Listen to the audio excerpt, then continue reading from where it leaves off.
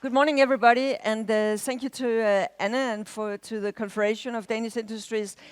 We have a panel here this morning who will be very much focusing on partnerships. As we just heard in the two welcoming remarks here, there's so many things that needs to get in order to enhance the focus on energy efficiency and the deliverables of that, targets and tariffs and incentives and regulations and standards and data and digitalization and information.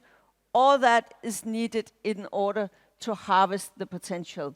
However, if we are to move up to scaled up action, then we also very much need to have scaled up cooperation between the public and the private sector, between the regulators, those determining the framework conditions, and those possessing and developing, having the solutions and the investments. And that is what this panel is all about.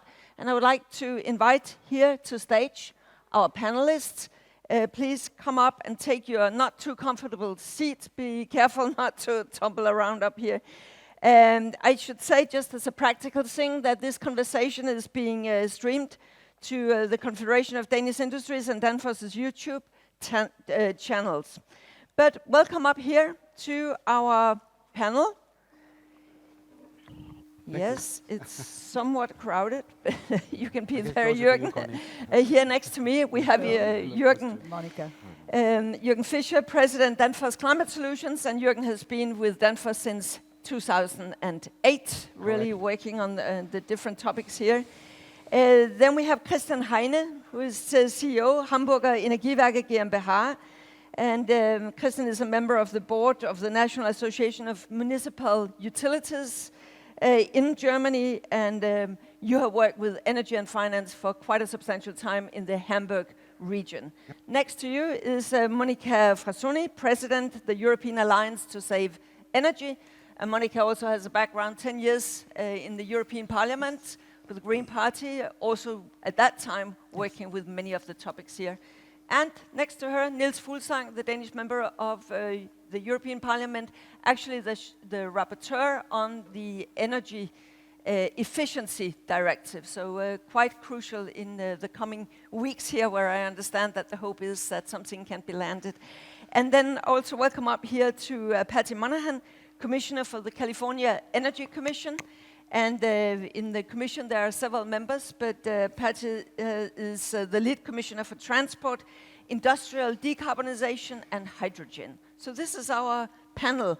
And I would like to ask you to start, Jürgen Fischer, you first, to try to give just a very brief introduction to the best case, the best example you have come across in your work when it comes to public-private partnerships. We can come to all the obstacles later maybe and some of the barriers, but the best example you can come up with. Of course, the best example is Project Zero. What else could it be here? It's not a classical public-private partnership as we may know it, that public and private build a joint highway or so, but it is a different type of public-private partnership where many people have been cooperating. And typically it starts with having a plan. And in order to have a plan, you need to analyze. And that also happened back in 2006-07, a little bit before I joined Danfoss. So we invested in some consultancy, I have to say, from outside to actually evaluate where are there energy input and energy output in this region. And that could be electricity, that could also be thermal energy. And that is a starting point if you want to change an energy system, in my opinion, that you know who is pulling and needing what energy, when, in the future, and who can provide energy. And that happened back in 2006-07, and then a master plan has been developed. And this master plan has been developed all together with all the stakeholders, public, private, industry, society, everybody was part of that master plan. And typically when you then do a master plan in politics or elsewhere, there's a next election, nothing happens afterwards. No, just kidding. But it's important that you follow up on a master plan. Depends who you vote. Mm-hmm. Yeah, exactly. And whoever made that plan and the other one makes another plan. But here it was very clear. We made a master plan and then everybody was following up on the master plan. In Danfoss we have a business system and we talk a lot about plan, do, check, act. meaning we plan something, we do it, we check, is it realistic, is it successful, and then we change it again. And this also happened here permanently over time. And then you have to turn it in action. And I think I can give you one other example. It's far away, it's in China.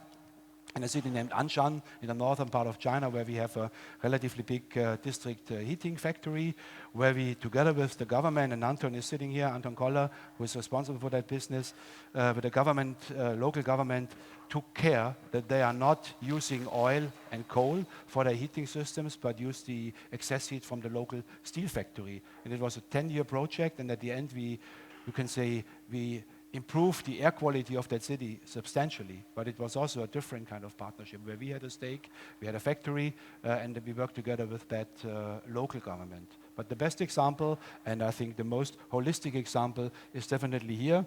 Yes, I'm aware it's maybe not so easy to do it in Hamburg, but we could also do something like that in Hamburg, but the starting point would be really to measure where is energy need and where is energy, excess energy available. Okay, let's hear how difficult or not it is in Hamburg. Christian Heine, your best example, what would that be? Yeah, many thanks, Connie. Well, as we all know, we discussed energy efficiency so much the past 2 days. The best kilowatt hour is, of course, the one that's not produced and not consumed. But if it is produced, then, of course, I think we have an obligation to reuse it, to recycle it several times over. So in Hamburg, we have identified a potential of industrial waste heat of about 350 megawatt in the Hamburg harbor area, because Hamburg is not just a big city, it's also a huge industrial site. So there's a huge potential. So, and if you think about it, this of course leads to the question of sector coupling, sector integration, how to utilize this industrial waste heat, and that only goes with cooperation. And we have several examples of this. For example, if you want to kind of utilize the industrial waste heat of ArcelorMittal, they're producing steel in Hamburg, then of course you need to have contracts, you need to have projects with them. We have Trimet, an aluminum producer. We have a contract with them to collect their industrial waste heat. Rubis, a copper producer in Hamburg. So there are several examples where cooperation is needed to actually utilize the waste heat and to feed it into the district heating system. There are also kind of several examples where you have public partnerships that are also very important. We have projects with our water company, for example, to utilize the waste heat that is produced in sewage incineration plants. We are going to install a heat pump, a large heat pump, to install it in the water treatment plant.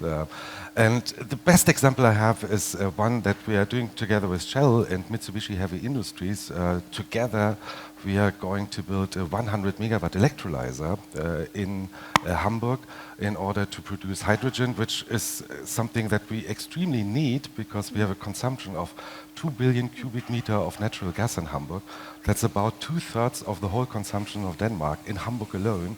And it's, of course, a huge challenge to decarbonize this consumption of natural gas. As you can imagine, it's usually a factor 3 to 4, right? So you need between 6 to 8 billion cubic meter hydrogen. And taking away electrification and also energy efficiency, I think in our estimate, we still need 4 billion cubic meter of hydrogen. And I hope we're going to have a very close cooperation also with Denmark. You know, there are some very exciting prospects here too, to produce hydrogen and to export it to Germany where it's well needed. Thank you very much, Christian Heine. Monika Forssona, you have been working with this also for a long time. The best example of public-private partnership, real partnership that you can come across? Yes, thank you, Connie. And I'm very glad to be here in this extremely beautiful place, by the way. Well, first of all, the European Alliance to Save Energy is not producing products, but I think that from our point of view, the best example of public-private cooperation is actually the work that companies, very important companies, and among them is certainly one of the founding members of the European Alliance to Save Energy, which is Danfoss, but also others, Siemens, Schneider, etc., is exactly to create a relation together with civil society organizations, and really create a relationship with Commission, Parliament, etc. And this in Brussels, at our time in the institutions, was not that much the case. The fact of being able to work together and to present not only the business case, but the business case with the civil society and society at large, issues related to energy efficiency, which has always been a little bit of a Cinderella in the energy discussion. It's not by accident that till now the 20% target of increase of energy efficiency has not been reached in the European Union, and therefore there is a lot of things to be done in order to improve the legislation, the legislative framework. And I also think that there is a role for the private sector to help each other. I was listening to what Lars was saying about how ambitious the industrial sector is here in Denmark on energy efficiency, but not only. And I think that there is a lot to be done also to try to convince other industrial sectors in other countries, notably at the level of the European Union. Today, for example, in my own country, there is an uproar because of this vote that happened yesterday in the European Parliament on the automotive sector and also on ETS. And there is a lot of convincing to be done. And I think that this private partnership can also work with other industrial sectors. So the best example, if I may make a very concrete one that happened just, if not a few days, a few weeks ago, is the work that we did together with our companies and the NGOs which are involved in order to make sure that in the Repower EU action plan of the European Union, energy efficiency was put at the same level of renewables with a legal proposal.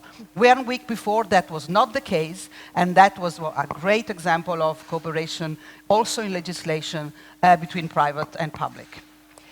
Niels Fuglsang, one thing is sort of normal cooperation between the politicians and those wanting this or that or being able to do this and that, but sort of the real, sort of the partnership where you go in together and drive something. What is your best example? Well, I think that the examples on sector coupling that Christian touched upon are extremely important. I think a lot of the efforts that we will see on energy efficiency will really come from partnerships where we have companies, industries producing their products and in that process producing excess heat that we need to use. We need to use that heat in our district heating systems to benefit consumers and citizens. And we cannot do that without strong public and private partnerships by definition, because many of the heating sector is often a public enterprise, and the companies need to work together with the public sector here. So I think that will be some of the most important things, and I'm especially thinking about the data centers that we are seeing popping up so many places in our own country here, Denmark, but all over Europe, of course. Data centers from Google and Apple. If we look at the estimates, they will take up more and more of our electricity consumption. And of course we need to make sure, and that's what I'm working for in this new legislation, that we have some mandatory requirements that these data centers should be coupled to the heating sector, to the heating net. And that, I think, requires strong cooperation between the public and the private sector. We're also taking inspiration from the climate partnerships that Lars Sandahl mentioned earlier, the climate partnerships that we have in Denmark, where private and public actors come together to discuss solutions.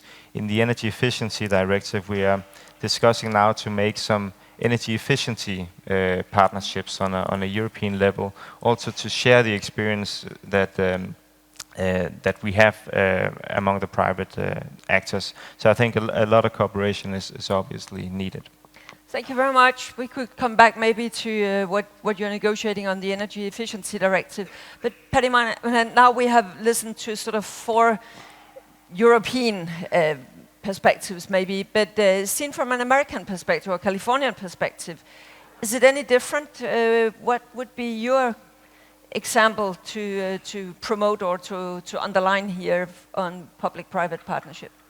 Well, I'm going to be speaking specifically to California. We consider ourselves a nation state, the 5th largest economy in the world. So I try to separate what US politics are from where California is in terms of our commitment to climate action and to really ambitious targets. We have a target of reaching climate neutrality by 2045, a 100% clean grid by 2045, and to zero out emissions from the transportation system over the next 15 to 25 years. And when I think about energy efficiency, I'm looking at it from a full life cycle. The kilowatt hour saved, or whatever energy unit you want to use, that's how we are looking at energy efficiency. So from our perspective as a state, transitioning fuels that are more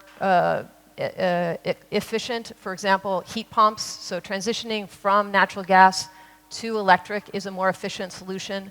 Transitioning from internal combustion vehicles to efficient electric vehicles, that's an efficiency solution. So I think we need to look at efficiency holistically and not have these silos between fuels, but really think about it from an energy system perspective. And we are deeply invested in all elements of a public-private partnership in order to reach our decarbonization goals. So we have funding for research and development, we have funding for deployment, and we require that industry have skin in the game for all of the grants that we give out. So every grant that we give out is a public-private partnership. We have, in a base year, we have about $250 million, a little over $250 million per year for these research, development, deployment projects. This year, the governor is proposing a massive scale-up of $4 billion, so 8 times more. And the specific example I'm going to give is, I'm going to focus on the transportation side. That's $2 billion of the $4 billion that the governor is proposing is to build out zero-emission vehicle infrastructure. So what we're seeing is this need for a massive scale-up. We need to do in 10 years what took the internal combustion industry 100 years to do, which is build out a robust refueling infrastructure for zero-emission vehicles.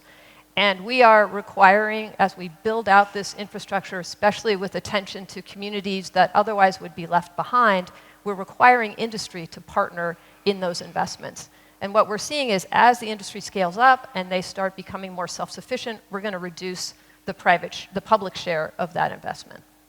Thank you very much. Now, I don't know what you think in the audience, but somehow you all make it, to me, you make it sound very easy. This is something you just do, public-private partnership. And then I guess that many of us have this experience that in reality, it's also not that easy.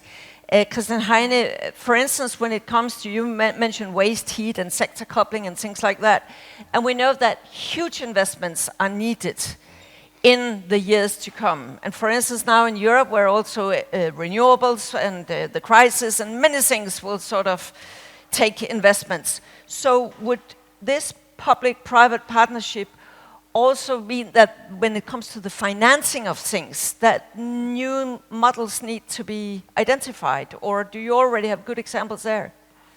Oh, it's a very good question, actually, because most of the private companies that are that provide the access heat to us usually do have to do investments on their own sites, right? In the production process, they have to kind of install heat exchangers or heat pumps or other kind of technology.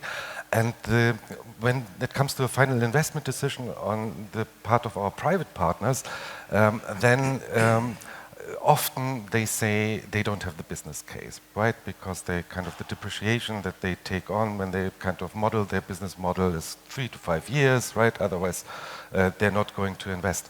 So we actually developed a model whereas we actually do the investment on their side. So they run the operation, they run the heat exchanger, they kind of do everything that's kind of related to maintenance and to operation of the heat exchanger, but we actually take the investment. Why do we do this? Because we can calculate differently.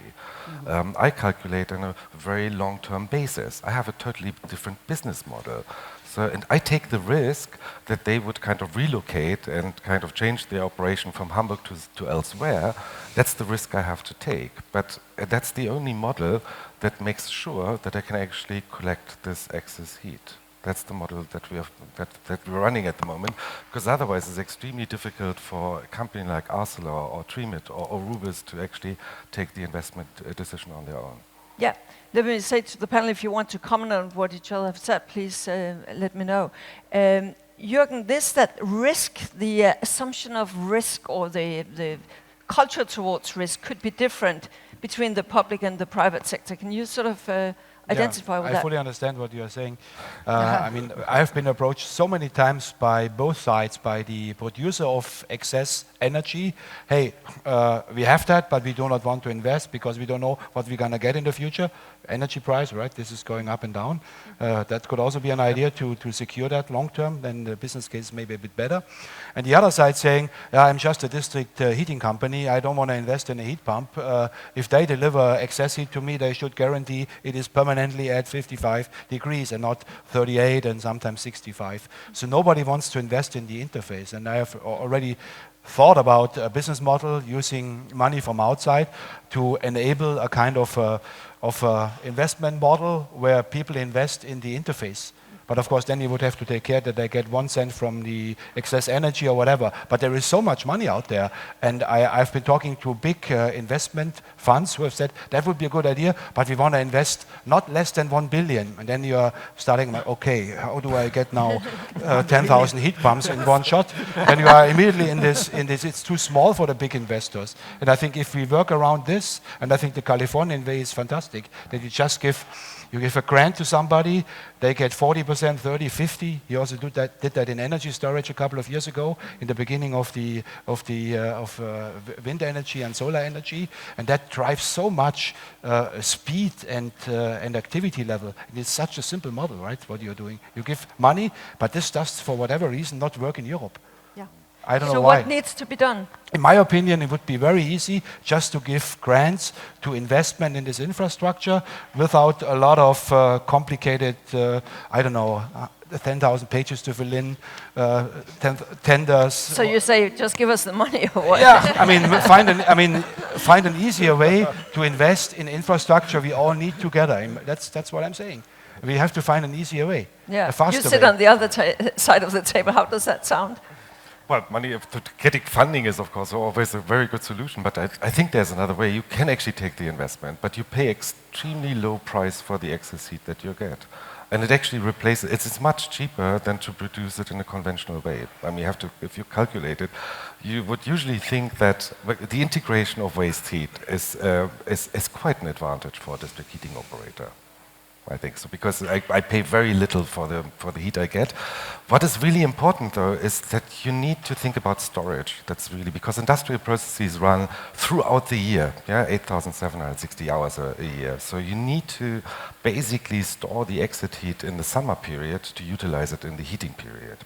And for this, you need aquifer storage. That's what we are going to do in Hamburg. Because we can't do surface storages, right? You need, 500,000 liters of hot water. And for this, you just need geothermal aquifer storages. And Yes, Fuglsang? Yes, well, I would like to comment on what Jürgen said about insecurity concerning investments. I think that's from my point of view as a legislator and speaking with industry, I think that seems like a main problem. We have a huge investment gap. We all know that in terms of there are lots of projects we should do on energy efficiency which is not being done because the money is not being invested. From my point of view, there are two main obstacles towards having. I would like a legislation with some high targets, some high binding targets for how much we should improve energy efficiency. And I'd also like some binding measures for, let's say, energy audits, utilization of waste heat and so on. The two main obstacles, the two main counter-arguments that I meet is, one, what I would call an overestimation of the rationality of companies and people in general. People saying, you know, you don't even need to legislate on this, because if it's so rational to do, companies will do it anyway. So we actually don't need legislation, because it's a good, if there is a good economic case, companies will do it. And I think I also learned about rational choice theory at university, but it occurred to me that it doesn't really hold in reality. There are so many rational investments that are not being made,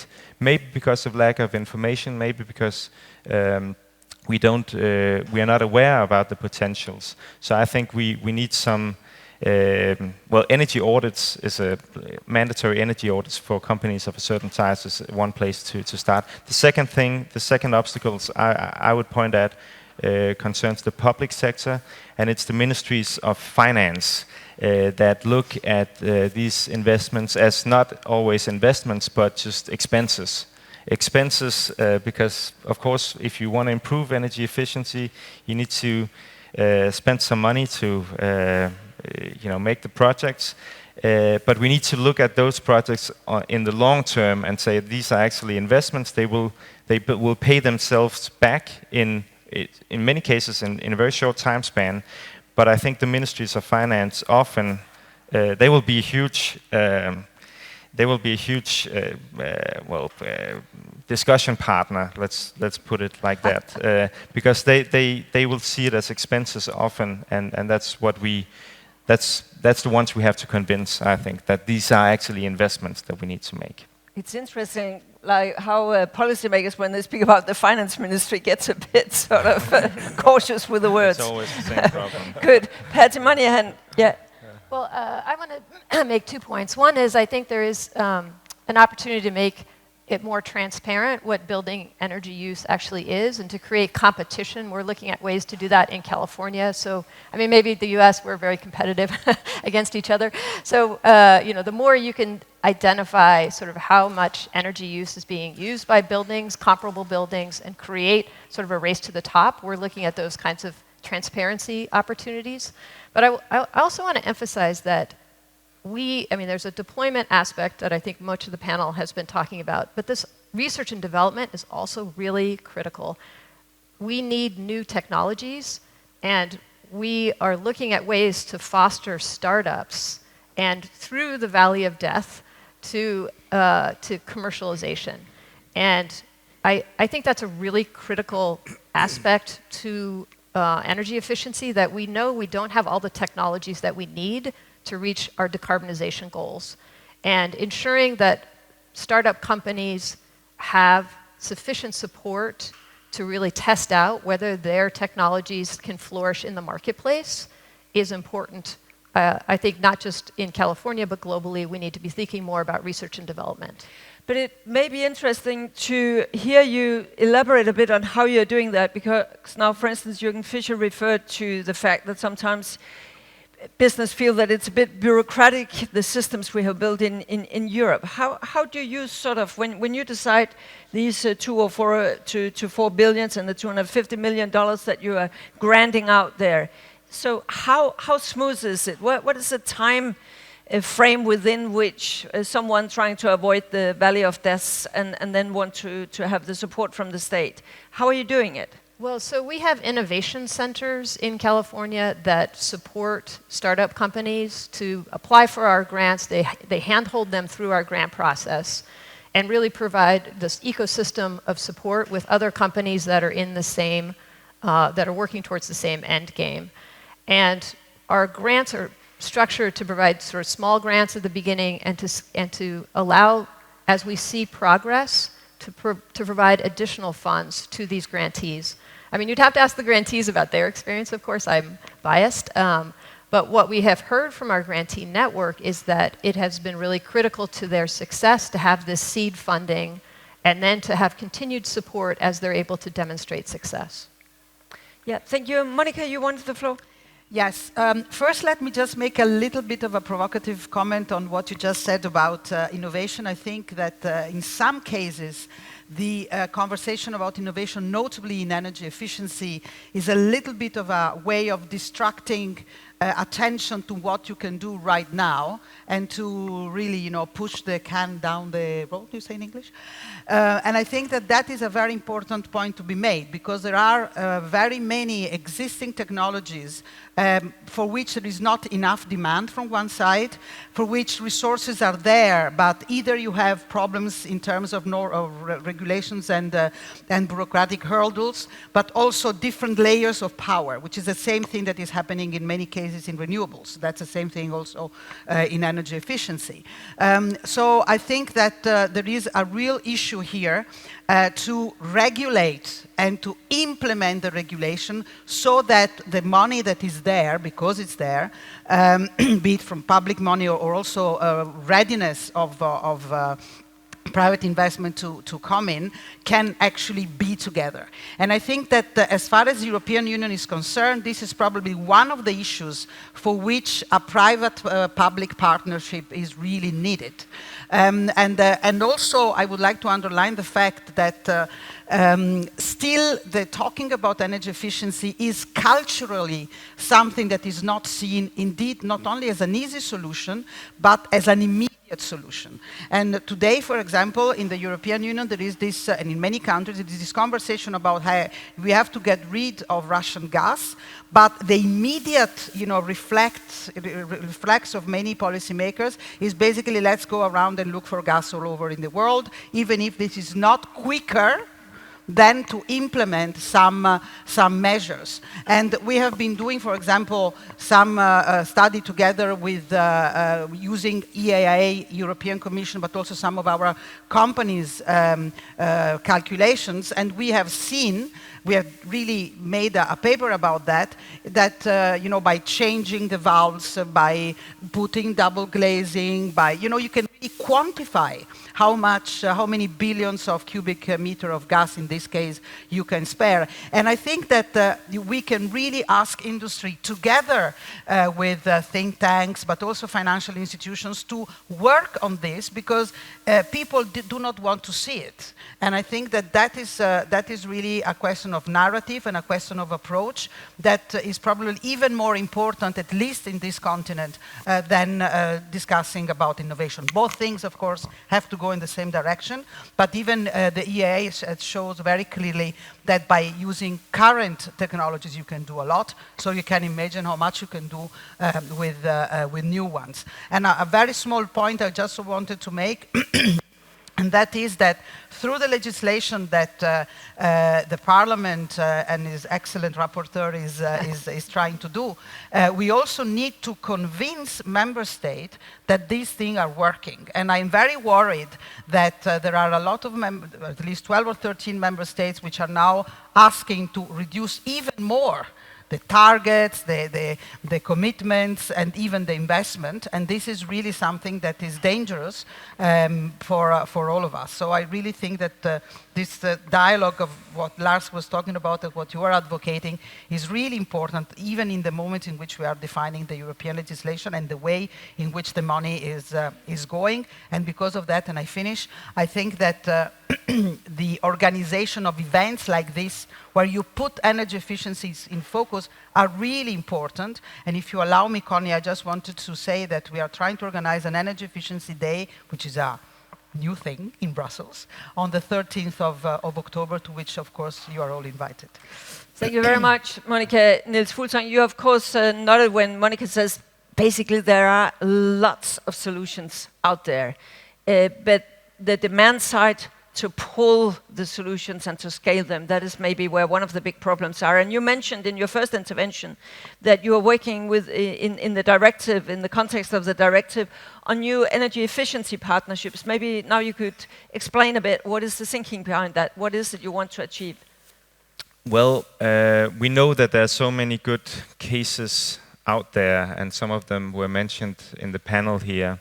And we want to share those ideas among industry so that we can inspire each other, but we also want to push policymakers in the national, in the different states, in the different member states of the European Union.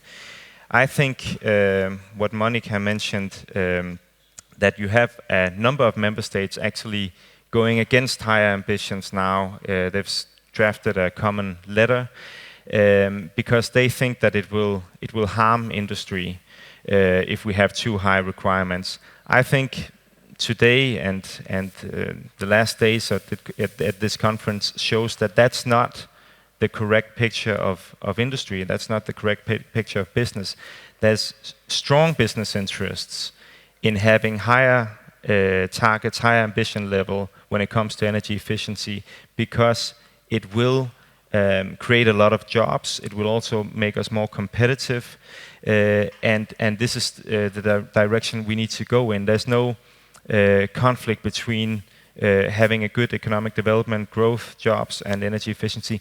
And that is also one of the purposes regarding the climate partnerships, to have that dialogue and to show policymakers also, well, there are industry that actually don't want lower targets but want more ambition. And I think that dialogue is necessary, because way too often, ideology in politics is, goes back to the old story about, industry doesn't want any ambitious action and legislation, and I think that is wrong, and I think that's a dialogue we need to develop in those partnerships as well. How does this sound to you, Jürgen Fischer? Because you also mentioned that there is a lot of time-consuming sort of rules and bureaucracy, and yet at the same time you are also asking for, a stronger pull, faster. How to balance these things? That's a good question. I think it starts with a good dialogue, as Nils is saying, and these events help a lot to send a message to everybody. Very often, my feeling is the knowledge is not there. So we have solutions, and we are only a component manufacturer in Danfoss, right? We are not producing heat pumps and define the solutions. And sometimes we have a saying in Germany, den Hund zum Jagen tragen, which means basically you teach the dog to hunt, right? In English, I think there is a similar one in Danish. So we have to explain the whole story to the different parties, even though our business interest at the end is, of course, making money with the products we are selling. That's also fair, right? I mean, we are not a philanthropic organization. We are a company. We have people we have to pay. We want to invest in the future. And I think for me, it's always, how far should I go in explaining how much should we invest in industry affairs, public affairs, being active in Brussels, elsewhere, versus doing our job. And I think we have found a good balance in Danfoss, but we also have heavily invested in our public affairs, industry affairs organization, because we believe it's super important, and that's a way of cooperation which should not be underestimated, Connie. And you know that very well, as you have been there. Yes, but Christian Heine, then the challenge is still a lot of good things are happening. But I guess that everybody here would agree that not enough is happening. So somehow we have to crack the nut on how to scale up action. So what would your bit be to that? I actually really like Niels' approach, because I have to take your microphone I a bit think I really like Niels' approach, because I think we have, in the energy sector, we have a lot of legislation, lots of regulation. So I don't think it's absolutely necessary to add on another legislation on energy efficiency. I think what we need to do is to scale up, to ramp up energy efficiency in these public-private partnerships. We need to establish these networks of companies that are working in the same business area, and then sectoral, and they can exchange ideas as to how to put intention into action in the industry that they're involved with. And I think we have to kind of make funding available. I think it often state governments in Europe kind of put in kind of funding programs, and then they are obliged to go to Brussels because of the state aid act. And it takes ages for those funding programs to actually put into practice in Denmark, in Germany, in France, and elsewhere. So to reduce all these bureaucratic hurdles that we have, also on planning permissions and other things, I guess we have a lot of bureaucracy that hinders in a way that we act fast, and we need to act fast. But there I would like to ask the panel then, it has been mentioned several times now that things takes ages. And that is, of course, also because there is this tendency in the political domain you must avoid errors. It is dangerous if there are errors. And down in the bureaucratic systems, it is dangerous if you commit an error. Is there something in the culture here that also needs to be changed slightly if we're going to accelerate real action? Can I just on the issue of excess heat, right? You have a lot debate about the question of, is this excess heat unavoidable? You know, and this is what politicians then say, so we can't really put in funding programs to support the utilization of excess heat because it needs to be unavoidable. Now, how do you legally define the term unavoidable excess heat, unavoidable industrial waste heat? And that often hinders, because it's so bureaucratic to then put the appropriate funding programs around those issues, because they want to make sure that, you know, the kilowatt hour is not used, that the industry is producing heat for the district heating system, right, and have a business model on it. And those issues, I think we have to address, especially kind of when we want to ramp up and scale up these processes, we have to relax about it and don't put even more legislation and regulation on it. But then Niels Fuglsang and Monica, who has tried to legislate, I guess that you would say that if you try to change the definitions, then there would be a lot of vested interests who do not like the way you change the definitions. So when you say it should be more lax, Niels, what do you say then? I agree here with Christian that when it comes to waste heat, I think we had in many member states a problem that we have not regulated it the right way. We have overtaxed waste heat, for example, and I think things are changing. Also in Denmark here, but I think in many countries, we know that we need to use this waste heat, and I think we have become aware about that. But things take time, and Connie, you've been a commissioner, so you know that the EU, it can take a little bit of time before we go from the idea to the legislation, and we don't have so much time right now. So I think the Commission's Repower EU plan is good in the sense that it has some short-term measures, and then it has some long-term measures. The file that I'm working on, the directive, is a long-term measure in the sense that we will be finished hopefully in the autumn, and then it will work the coming years. And that's the structural changes we need to make. But I think the Repower EU plan is also about behavioral changes from the consumers right now. The IEA proposed something similar, that consumers can already now turn down the heat a little bit, drive a little bit slower, and so on. And I think they have a 10-point plan for what we could do. That's difficult, of course, for the European Union to say to people, you know, you should drive slower or turn down the heat. We cannot say that as policymakers. So we also need voluntary action in the short term, and that is a challenge. I really hope that we will succeed, because we need that also to fight Putin and so on in the short term. Yeah, Patty? Well, I was thinking about this in the ingredients to success, and research and development is one, deployment funding is another, and regulations are the third. And so in California, the governor has proposed nearly $1 billion for building decarbonization grants for scale-up strategies. Those are going to require a public-private partnership, so again, money from the private industry to scale up. And regulations, and we pass building energy efficiency standards that, interestingly, from my perspective, are actually a lot of the costs of implementing energy efficiency measures are being borne by the rooftop solar that we're requiring on new buildings. That's actually paying for a lot of the energy efficiency technologies. And in our last round of building energy efficiency standards, the Builders Association supported the standards, which I found just extraordinary, that we've reached this point where the builders are also seeing this opportunity and agree that we need some form of standards. And usually in regulations, the business does not agree. So I think it's pretty profoundly transformational that we are seeing the builders recognize that standards they need standards, and they want flexibility within those standards to not have a prescriptive technological solution, but to have a standard that they can then use best practices and economics to determine how best to meet. plus a visible way of getting some of the investments back into the system, as That's far as I right. hear your system. Very Monica? briefly, I just would like to underline, because this is an eternal discussion, as you, Connie, know, and you as well, whether we need more regulation or not. But first of all, not all regulation is the same. You have good one and you have bad one. So I think that that is very obvious, but is important. Because the problems that we have, the hurdles, is first, is very, very often, the different layers, regional, local, national, etc.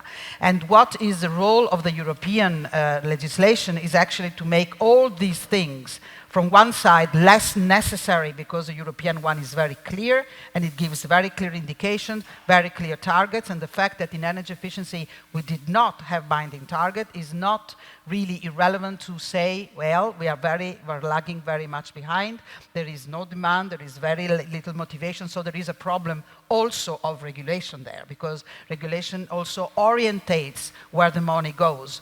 And it's not all people who believe in climate change or in climate change solution out there, and in this moment there is a real competition between solutions which, according to me, are not solutions, and those who actually can be positive for business, for economy, etc. So it is not all the same. That's why we need a regulation which is much stronger in energy efficiency and renewable, and which is also able to put the two things together. And also a very short point I wanted to do. I think that there is a real need of clarity also in the way in which you implement the different solution and the different legislation, because this is also another problem at European level. The way in which I implement it in Italy or you implement it here is very different. And some of the instruments that were done, like in Italy we have this super bonus, which is basically a tax reduction of tax bonus of 110%, and only this in buildings created 0.7 growth in GDP last year.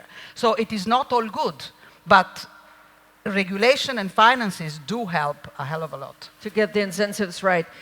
Jürgen Fischer, now it was mentioned by Nils and others, this excess heat thing. And I mean, just in Denmark, now we have heard so many things about how fantastic everything here is, but it took 15 years from we started to discuss that something should happen with the taxation of that until it started changing. So things are slow. And you said in the beginning, Jürgen, that the way you work in Danfoss, that is plan, do, and check. And that sounds, of course, an act. That sounds really nice, but you also mentioned Project Zero as sort of your best example. Sort of how does the culture of a company who says plan, do, and act, and then a municipality, a democratic institution where things, for many reasons, takes time, what is the secret sauce to make that cooperation work efficiently? I think at the end it's individuals, it's a corporation of people, it's a few people as always who are taking the lead, who are pushing, who are not giving in, who are there from the beginning to the end. There is nothing bad about a democratic institution, right? And a company is maybe a little bit less democratic, but we all know that dictatorial systems are also less stable long term. At least I hope so, like in Russia. They are. And if we can mix a little bit of professional company management, plan, do, check, act, with the democratic institutions in a city council or in a parliament, that would make a lot of sense in my opinion. And it has been said here before, the old paradigm of the bad industry only wants to make profit and the politicians want to be re-elected and the public wants to not to move. I think we have to come over that. We only have 10 years, more or less, to move. I have two big wishes, if I can say that here. Number one, regulation has to be, the DIN norms and all these putting rules into tangible action takes too long, right? It takes typically 5 to 7 years until a new technology is ending up in a DIN norm. And all the public servants who are building a new university, Germany in Mannheim, for example, work with the norms which are from 10 years ago. So how can we change something in 10 years if we today work according to the technology from 10 years ago? I mean, this is a push I would like to give to the regulators. to change that. I know it's not EU necessarily only. Number two, education. If we do not educate our peers in city councils, educate our young people. There is a super good example here in this program later today. If we do not train people what energy efficiency is, and that is a super interesting job to be in, we name it installer. Hey, it should be named green engineer, save the world engineer. Then we could attract many more people in all our companies. I guess all the people sitting here have problems and get especially diverse talents into their companies. This is for me absolutely crucial and important that we do it now, because if we go on educating our people in 10 years, how would we do the change? We have to do a huge speed-up campaign for everything needed to manage this change. I know I deviated from your question a bit. No, it's fine, because we are coming to a close here, and I wondered, Christian, also if you should mention sort of, your wish or the most important obstacle to remove in order to scale up now the real cooperation and delivering the real results. What would that be? Well, I think, we talked and addressed a couple of points already, right? Kind of, we need to get the funding available for the companies. We kind of need to create these networks, kind of build up on cooperation. But I would want to come back to a point that Jürgen was just making. To decarbonize and to fully defossilize the city of Hamburg is a huge challenge. And that needs to actually, it needs quite a planning process, an integrated planning process. And you need to take all stakeholders on board. And for this integrated planning, you need to take the electricity grid and put the gas grid and the district heating grid and the hydrogen grid on top of one another in order to make the right decisions now. We already know what our energy sources are in 2040 and 2045. So, and to build the infrastructures accordingly, where do we need to enlarge the capacity in the low voltage system, the medium and the high voltage system? Where can we dispense of a gas infrastructure, because gas, also synthetic gas, will not play a role anymore. But there are certain areas of the city where we are going to have CHPs, where we have industrial usage, where a hydrogen grid will be necessary, and the district heating system. And all of these things need to be done now. And one obstacle, I really have to address this because I think it's such nonsense from Brussels. It is on the gas market package, where they say that a gas infrastructure provider or gas infrastructure operator cannot run a hydrogen infrastructure. I just think I can't just believe this. Monica, 20 seconds, the biggest obstacle or the most important thing to focus on right now? That he has a major success, that the EED and the EPBD directive come out very, very strong, and that the people around here, notably the private sector, understand that they have to be a big part of the fight. And Niels? Yes. Education, I think Jürgen is right. I sleep pretty well, but if I ever have a nightmare, it's about that we don't have the skilled workforce to do this. We need, I agree with you, we need my work to be a success, but then we also need somebody to carry out the work. We cannot only agree on something on paper, we need to make it happen, and for that we need the skilled workforce. And I'm afraid we're not there right now, so we need member states to educate their workforces to do this. And Patty, last bit for you. I would say, well, our biggest obstacle in the state of California is that electricity prices are rising and that we want to plug into the grid. That's our most efficient solution for many of our challenges. And as electricity prices escalate, it's harder to make the economic case work.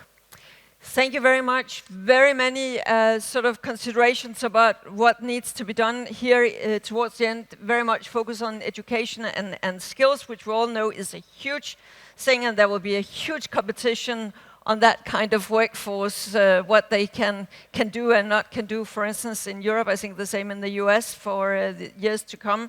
I think the point on the integrated planning, the holistic approach, I think that goes through whatever we have been discussing here, that industry needs to know where are we heading, and it must be reliable. And then we also had some very strong bits for an updated way of regulating, because sometimes old definitions are actually, it sounds very boring, but it's actually quite an obstacle in daily life. So thank you very much to our panel up here. I know that you will move on with the program, and we will now give the floor to back to Anne in just a moment, but first I hope you will join me in applauding the panel. Thank you very much.